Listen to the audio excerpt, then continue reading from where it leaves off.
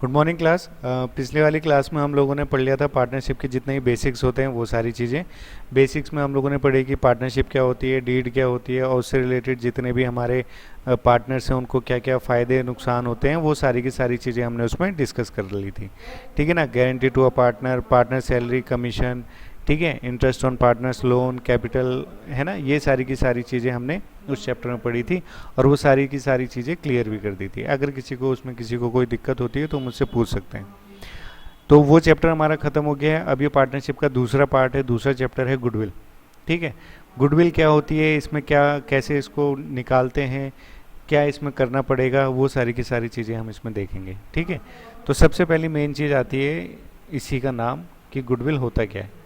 तो यहाँ पे है हमारे पास गुडविल। गुडविल क्या है, गुडविल क्या है। तो एक एक बात समझते हैं कि भाई एक बेकरी वाला है, ठीक है ना, एक बेकरी वाला इंसान है, उसने आज ही बेकरी खोली। जैसे कि येशव है, येशव ने आज के दिन एक बेकरी खोल दी ये कारगी रोड पे, ठीक है ना। तो क्या आज इसके पास लोग आ जाएंगे, आज ही से आ जाएंगे? नहीं आएंगे ना। आ जाएंगे, 5 आएंगे, फिर कल 10 आएंगे, फिर धीरे धीरे अच्छा काम करेगा तो मे बी और ज़्यादा बढ़ते जाएंगे, और अच्छा काम करेगा तो और बढ़ते जाएंगे। ठीक है। तो धीरे धीरे ही होगा। तो धीरे धीरे इसकी क्या हो रही है मार्केट में, रेपुटेशन क्रिएट हो रही है, यानी कि गुडविल क्रिएट हो रही है। क्लियर है। तो गुडविल का मतलब क्या है यहाँ पे, गुडविल का मतलब यहाँ पे है हमारी फर्म की रेपुटेशन। क्लियर है। तो फर्म की जो रेपुटेशन है उसको हम बोलते हैं गुडविल। क्लियर।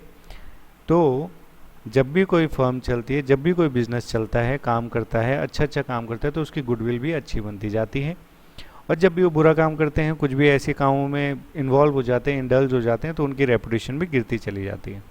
तो बिजनेस में आप लोगों ने देखा होगा, आप लोग सैमसंग, एप्पल, इनके फ़ोन ही लेना क्यों पसंद करते हो? क्यों? क्योंकि मार्केट में इनकी गुडविल अच्छी बनी हुई है। एप्पल का फ़ोन अगर 1.5 लाख, 2 लाख, 1 करोड़ का भी होगा तो भी लोग उसको खरीदेंगे। इसलिए नहीं कि उसमें कुछ ऐसे खास फीचर हैं, बल्कि इसलिए कि उसकी रेपुटेशन है मार्केट में। उसने अपने आप की गुडविल इस तरीके से बना रखी है, अपनी रेपुटेशन ऐसी बना रखी है कि लोग उसको खरीदेंगे ही खरीदेंगे। क्लियर है। तो ये सारा का सारा खेल गुडविल का है। अब ये गुडविल निकालेंगे कैसे, है ना, और इसको कैसे कैसे करते हैं, गुडविल कितने टाइप की होती हैं, पहले वो देख लेते हैं। बेसिक सी थ्योरी है, वो कहीं आती नहीं है समझाने के लिए। तो गुडविल 2 टाइप की होती है। ठीक है। तो गुडविल कौन कौन सी हैं? सबसे पहली है हमारी परचेज गुडविल, और दूसरी है हमारी सेल्फ जेनरेटेड गुडविल। ये 2 टाइप की हमारी गुडविल है। क्लियर है। ये कहीं पूछा नहीं जाता, बट बेसिक आपको एक आइडिया होना चाहिए भाई गुडविल इस तरीके की होती है, और इससे आपको अच्छे से आइडिया भी लग जाएगा गुडविल है बनती कैसे। ठीक है। अब सेल्फ जनरेटेड गुडविल तो मैंने आपको बता दिया, ये सब ने क्या किया, अपनी आज एक शॉप खोल रखी है बेकरी की, वो अच्छे खासी चल रही है। ठीक है। अब मान लेते हैं उस शॉप को चलाते चलाते 2021 है अभी, 2021, और यहाँ अब 2031 आ गया, 10 साल हो गए मान लेते हैं। इसने, ये सब ने 10 साल से वो बेकरी चला रहा है और अच्छी खासी चल रही है, रेपुटेशन भी मार्केट में अच्छी है, लोग रोज़ आ रहे हैं। एक दिन में करीबन 100 500 लोग यहाँ पे आते हैं इसके शॉप से, बेकरी से सामान खरीदते हैं। अब ये तो हो गई सेल्फ जनरेटेड गुडविल कि इसने खुद से बनाई है। पर अब 2031 में मान लेते हैं यहाँ पे सागर है। अब सागर है तो सागर को क्या करना पड़ेगा, 2031 में अगर वो एक अपना बेकरी का बिजनेस स्टार्ट करना चाहता है तो उसको स्टार्टिंग से करना पड़ेगा स्टार्ट। ठीक है। और फिर उसको भी उतना ही टाइम लगेगा, 10 साल 5 साल तो लगेंगे ही ना अपनी एक गुडविल क्रिएट करने में, तभी तो लोग उसके पास आएंगे, है कि नहीं है। तभी तो लोग उसके पास आएंगे, उसकी बेकरी का नाम भी पूरा चलेगा, तो इसी वजह से चलेगा। अब उसको धीरे धीरे गुडविल क्रिएट करनी पड़ेगी। तो सेल्फ जनरेटेड गुडविल में क्या है, बिजनेसमैन क्या करता है, खुद अपना एक नया बिजनेस सेटअप करता है, अपने हिसाब से चलाता है और अपनी एक गुडविल क्रिएट करता है। उसमें भले ही उसको टाइम लगे, पर धीरे धीरे गुडविल क्रिएट हो जाती है। अच्छा काम करेगा तो अच्छी गुडविल बनेगी, बुरा काम करेगा तो बिजनेस चौपट है। अब उसके बाद आता है परचेज गुडविल। अब जैसे यहाँ पे येशव ने 10 साल से अपने बेकरी का बिजनेस चलाया, अच्छा खासा चल रहा है, कोई दिक्कत नहीं है, बट ये खुश नहीं है, ये चाहता है कि मैं कोई अब दूसरा काम करूं। तो ये इस बेकरी के बिजनेस को थोड़ा बेचने के मूड में है, पर ये किसी को बोल नहीं रहा। पर वहीं जो सागर है, सागर को क्या चाहिए कि एक बेकरी का बिजनेस स्टार्ट करना है। अब इसके पास पैसा भी है, अच्छा खासा पैसा है, तो इसने कंसल्टेंट किया जो इसके दूसरे ओनर थे, जो इसके दूसरे साथ के लोग हैं जो इसके बेकरी के बिज़नेस में इसकी हेल्प करना चाहते हैं। जैसे यहाँ पे अदिति है, अदिति इसके बिज़नेस में हेल्प करना चाहती है, तो वो क्या करेगी, अदिति ने सागर को एक एडवाइस दी कि मार्केट में देखो कहीं कोई ऐसा बेकरी वाला है जो अपना बेकरी का बिजनेस सेल करना चाहता है। अगर उसने ऐसा कर दिया तो क्या होगा, इसको फ़ायदा होगा। तो सागर ने पता किया, तो एशव भी इंटरेस्टेड था ही, तो सागर ने एशव को कांटेक्ट किया और एशव ने सागर को बोल दिया कि ठीक है मैं बेचना चाहता हूँ। तो सागर ने अपने अकाउंटेंट से बात करी, अकाउंटेंट इनका है आस्था, इनकी अकाउंटेंट है। तो आस्था ने बोला कि भाई इनकी जो फर्म है, बिजनेस है, उस बिजनेस की जो वैल्यूएशन आ रही है वो आ रही है 1 करोड़ रुपए, मतलब सागर को इनको 1 करोड़ रुपए देने हैं। ठीक है, तो सागर 1 करोड़ रुपए लेके चल पड़ा एसव के पास। एसव ने कहा कि ठीक है, एसव के पास जैसे ही उसने 1 करोड़ रुपए दिए, उसने कहा तो 1 करोड़ रुपए हैं। तो सागर ने कहा हाँ इतनी तो वैल्यूएशन आ रही है तुम्हारे बिजनेस की। तो बोलेगा कि भाई 1 करोड़ तो इसके हैं, जो 10 साल से मैंने इतनी मेहनत करके गुडविल क्रिएट करी है, जिसका फ़ायदा भी तुम्हें मिलेगा, वो उसका पैसा भी तो चाहिए। तो कम से कम 60 लाख इसने एक्स्ट्रा और मांगे। 60 लाख भी हो सकते हैं, 70 लाख भी हो सकते हैं, 1 करोड़ भी हो सकते हैं, हो सकता है 2 करोड़ देने पड़े, कुछ भी हो सकता है, वो तो वैल्यूएशन है। बट इसको निकालते कैसे हो बाद में अभी हम देखेंगे। बट अभी इन शॉर्ट में एग्जांपल दे रहा हूँ। तो एशव ने कितने रुपए मांगे, 1 करोड़ 60 लाख रुपए। ठीक है ना, ये इसने टोटल पैसे मांगे, तो सागर ने इसको दे दिए। अब ये जो गुडविल है इसका इसको फ़ायदा कैसे मिलेगा। अब भाई देखो, अभी तक सागर ये एशव अपना बिजनेस चला रहा था, अच्छा खासा बिजनेस चला रहा था, 10 साल हो गए थे, लोग आ रहे हैं, कोई पूछ रहा है अरे पेटीज कहाँ पे खानी है, अरे एशव की दुकान में चलते हैं, अरे केक कहाँ से लेना है, एशव की दुकान में चलते हैं, अरे चाय कहाँ, कॉफ़ी कहाँ पीनी है, एशव की दुकान में चलते हैं। तो मतलब कुछ भी करो, एशव एशव एशव, सब जगह एशव चल रहा है। ठीक है ना, इतना यहाँ पे कोरोना नहीं है जितना यहाँ पे एशव फैल गया। तो वैसे ही अब क्या होगा, सागर को भी उसका फ़ायदा मिलेगा जब तक मार्केट में सब लोगों को पता नहीं चल जाता। अब जैसे एशव ने आज अपना सामान बेच दिया, अपना बिजनेस सब बेच दिया सागर को, दूसरे दिन सागर बस ओनर चेंज हो गए, यहाँ पे एशव बैठा रहता था, अब सागर बैठ गया। अब धीरे धीरे हर लोग तो वैसे ही हैं, अब क्या होगा, लोग आते रहेंगे, वैसे ही नॉर्मली आते रहेंगे, है ना। अब कुछ टाइम बाद लोगों को पता चलेगा भाई एशव ने तो अपना बेच के सागर को दे दिया है। अब अगर सागर वो सामान वैसे ही बना रहा होगा जैसे एशव बनाता था, तब तो इसका बिजनेस और अच्छा चलेगा और ये और अच्छे से काम करेगा। लेकिन अगर सागर के जो प्रोडक्ट्स वो बना रहे हैं, पेटीज बना रहे हैं, इनकी जो क्वालिटी है अब उतनी लेवल की नहीं है जैसे एशव बनाता था, तो लोग धीरे धीरे उसकी शॉप में जाना छोड़ देंगे। ठीक है, तो इससे क्या होगा, इसकी गुडविल कम से कम होती रहेगी। बट सागर को कम से कम 2-3 साल तक तो फ़ायदा मिलेगा, है कि नहीं है। कोई भी होगा, अरे कहाँ जाना है, एशव की दुकान में जाना है अब सागर की, पर लोग बोलेंगे एशव की दुकान में, वहाँ जाएंगे, कॉफ़ी पियेंगे, बैठेंगे, पेटीज खाएंगे, समोसे खाएंगे, केक खाएंगे, जो भी है पार्टी वगैरह वो सब करेंगे। कब तक, जब तक उनको धीरे धीरे धीरे पता चलेगा ना, तो एकदम से तो पता चलेगा नहीं। अब जब धीरे धीरे उतना फ़ायदा उसको मिल जाएगा, तो इसीलिए इसके बंदे बंदाए जो एशव के ऑलरेडी कस्टमर थे, वो कस्टमर भी इनडायरेक्टली सागर को ही मिल रहे हैं।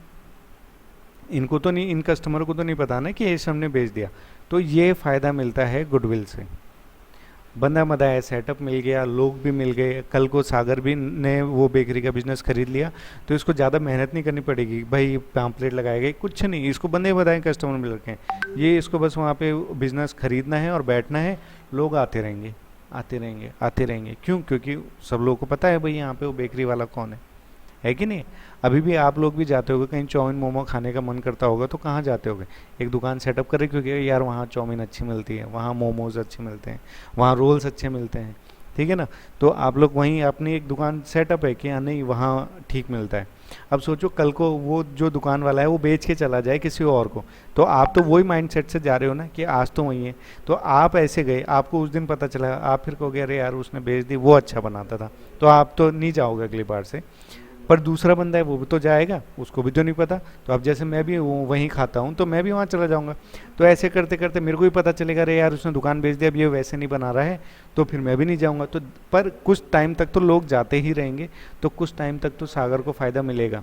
अगर ये खाना अच्छा बनाएगा तो आगे भी मिलेगा। अब जैसे जिस चाउमीन वाले के पास आप जा रहे हो, बेकरी वाले के पास आप जा रहे हो, उसने भी खाना वैसे ही बना रहा है जैसे पहले वाला बनाता था, तो आप कहोगे हाँ ये भी अच्छा बना रहा है, वो भी अच्छा बना रहा है, और लगता है ये पहले वाले से ज़्यादा अच्छा बना रहा है, तो आप तब भी जाओगे और लोग और बढ़ते चले जाएंगे। ठीक है, हो सकता है अपनी शॉप को और बड़ा कर दे। तो ये फ़ायदा मिलता है गुडविल का। ठीक है, तो अगर आज की डेट में आप अपना खुद का बिजनेस सेटअप करोगे तो आपको इतनी मेहनत क्रिएट करनी पड़ेगी, लोगों के पास जाना पड़ेगा, उनको बताना पड़ेगा, एक बॉन्डिंग बनानी पड़ेगी, तब लोग आपके पास आएंगे, है कि नहीं है? एक अच्छी गुडविल आपकी क्रिएट होगी। क्लियर है? लेकिन अगर आप परचेज गुडविल करते हो, यानी कि बंदा बनाया बिजनेस ही, सेटअप जो बिजनेस है उसी को खरीद लेते हो, तो उसके साथ साथ आपको गुडविल का पैसा भी देना पड़ेगा, सिर्फ उस बिजनेस का ही पैसा नहीं देना होता, क्योंकि गुडविल इतने सालों से उसने क्रिएट करी है, जो आपको क्रिएट करने में भी उतने ही साल लगते या उससे ज़्यादा लगते, बट आपने बना बनाया बिजनेस खरीद लिया है तो आपका कस्टमर पहले से ही है तैयार। ठीक है, आज की डेट में अगर आप सैमसंग को खरीद लेते हो तो सैमसंग के कस्टमर तो हैं ही ऑलरेडी, तो आपको क्या करना है, बस फ़ोन बनाने, लोग आते ही खरीदते लेंगे, आपको कोई प्रमोशन नहीं करना होता, ना कोई कुछ नहीं, है कि नहीं है? आईफोन है, आईफोन का वेट करता है कोई? सभी लोग वेट करते हैं, है कि नहीं है? लेकिन अगर आईफोन के मालिक अगर कल को आप बन जाओ तो आपको ज़्यादा मेहनत करनी पड़ेगी? नहीं करनी पड़ेगी। लेकिन अगर आप अपनी खुद की मोबाइल कंपनी स्टार्ट कर दोगे तो आपको ज़्यादा मेहनत करनी पड़ेगी। क्लियर है? गुडविल का कंसेप्ट क्लियर हुआ? गुडविल क्या है? रेपुटेशन है। अगर खुद से बनानी है तो टाइम लगता है ना? हो सकता है ज़्यादा टाइम लगे, लेकिन अगर बना बनाया बिजनेस, सेटअप बिजनेस है, उसको आप खरीद लेते हो तो उसके साथ साथ आपको गुडविल का पैसा भी देना पड़ता है, क्योंकि उसको क्रिएट करने में टाइम लगा है, उसने उतनी मेहनत करी है, तो उसका पैसा भी वो लेगा। क्यों लेगा? क्योंकि उसके भी जो कस्टमर हैं वो भी आपको मिल जाएंगे और फ़ायदा तो मिलेगा ही, बाकी भी। ठीक है, क्लियर है? तो गुडविल का कंसेप्ट क्लियर हुआ।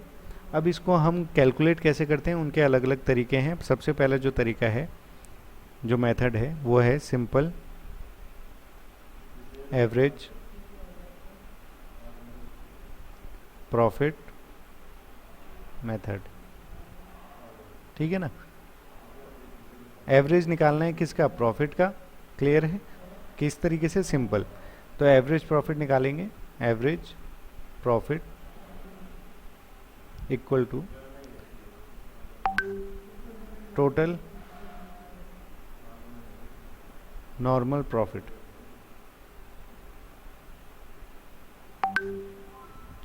अपॉन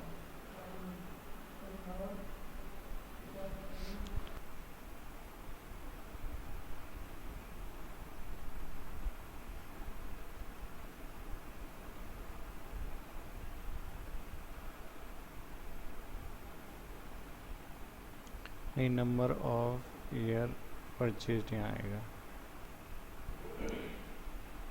यहाँ पे परचेज नहीं आएगा, सॉरी।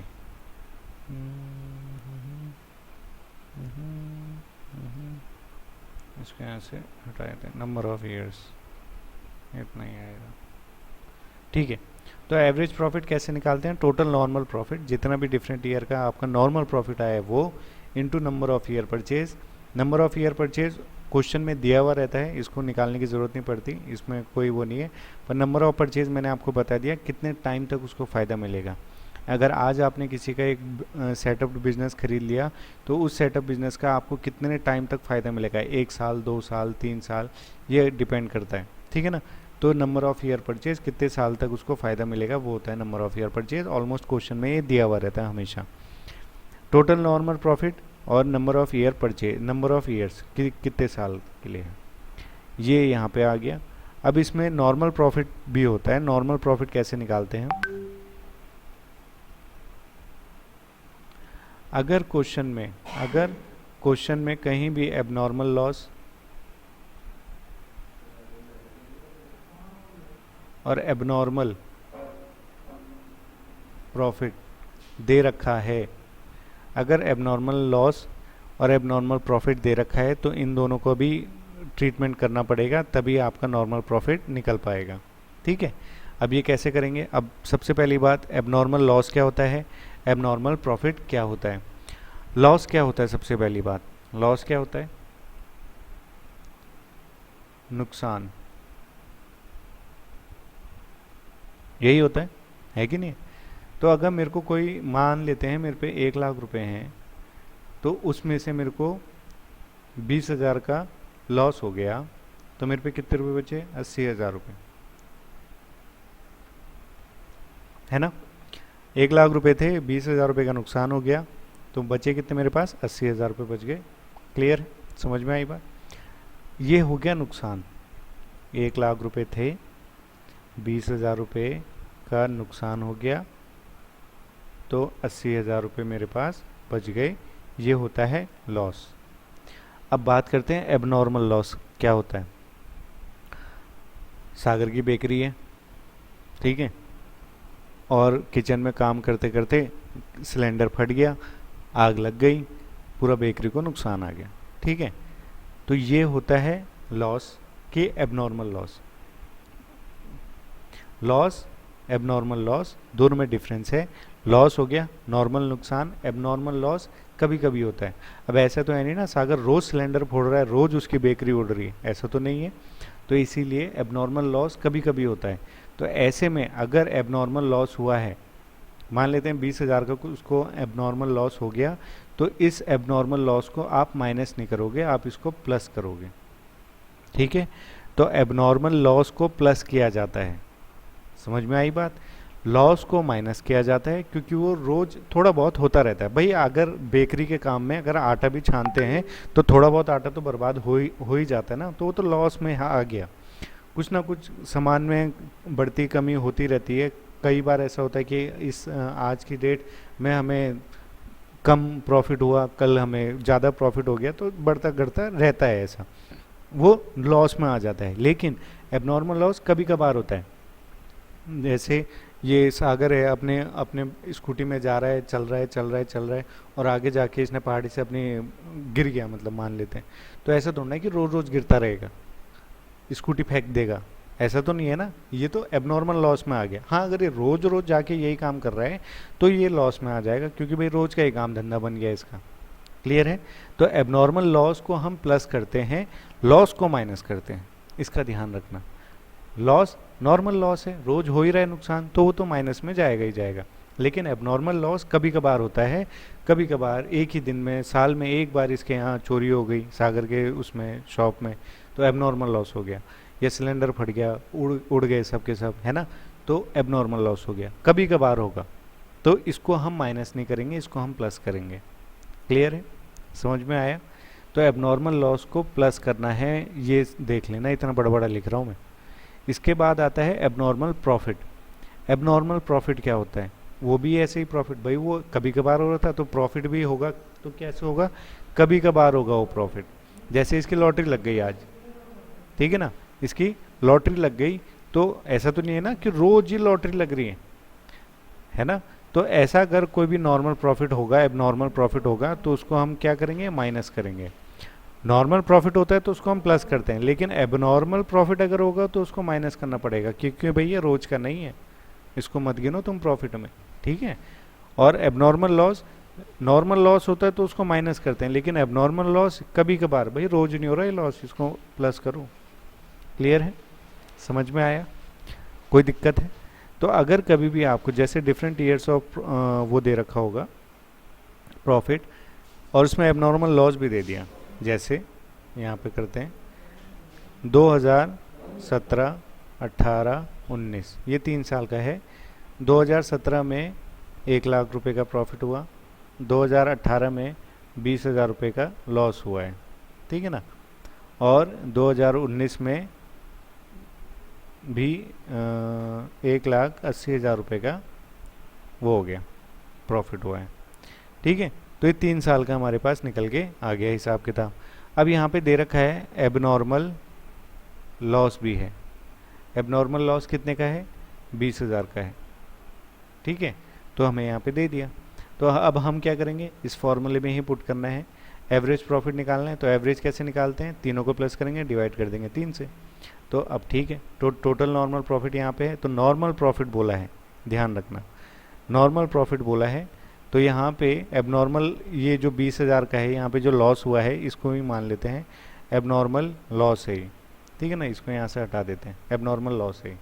अगर अब इसको यहाँ पे हम प्लस करेंगे तो 2017 का 1 लाख, ठीक है ना, प्लस वो 2020 का है, एबनॉर्मल लॉस है, तो इसको क्या करेंगे, प्लस करेंगे, 20,000 प्लस 1,80,000 रुपये ये आ गया, divided by 3 into number of year purchase दे रखा है आपको 2 साल तक इसको फ़ायदा मिलेगा, तो वो दे रखा है। तो हमने इसको प्लस किया तो 1,80,000 ये आ गया, 2 लाख और 1 लाख 3 लाख, तो 3 लाख डिवाइडेड बाय 3 ये आ जाएगा 1 लाख इंटू 2 यानी कि 2 लाख।